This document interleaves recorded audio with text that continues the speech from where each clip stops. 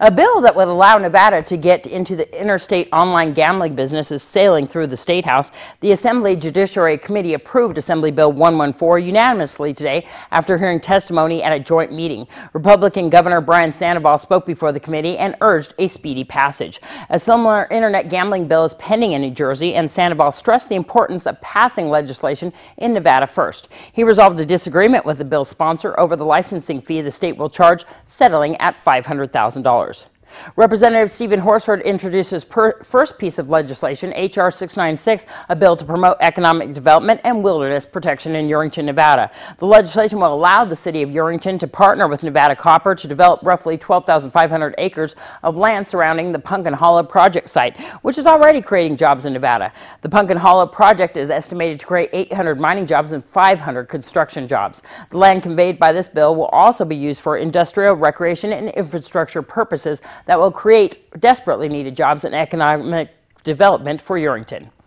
State Democrats are proposing a variety of tax incentives they say will help businesses create jobs in Nevada and aid struggling economy. Among proposals outlined at a news conference on Tuesday are incentives to lure the film industry and provide relief from payroll taxes for businesses that hire the unemployed. They also want to put $126 million back into the state highway fund to spur construction jobs. Republican Governor Brian Sandoval has proposed taking that money to balance his $6.5 billion budget plan. Democratic leaders say putting the highway money back into road maintenance would provide thousands of jobs for construction workers. Discussions about tax incentives come as Democrats also say the time is right to revamp Nevada's tax structure. A Nevada Assemblywoman is trying to make it legal for concealed carry permit holders to carry firearms on state's college campuses. Republican Las Vegas Assemblywoman Michelle Fiore introduced AB 143 during a floor session on Monday. The bill, also sponsored by 16 Assembly members and 6 senators. The bill allows concealed permit holders to carry on Nevada higher education campuses, except at campus sporting events with a seating capacity of 1,000 or more. It also authorizes campus police to inform permit holders of firearm educational opportunities.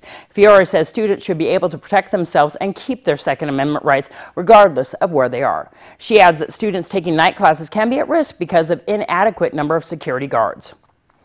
Assemblyman Harvey Munford has proposed a 5-cent tax increase on food items that are more than 500 calories.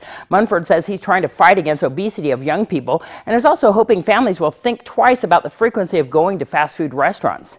A lobbyist for the International Franchise Association says the timing of this is awful in Nevada. They say it would be hard for families trying to stretch their dollar, and the lower income families are going to get hit harder. Munford says he'd like the tax to go towards the University Medical Center and education. I'm Deanna O'Donnell. That's your news across Nevada.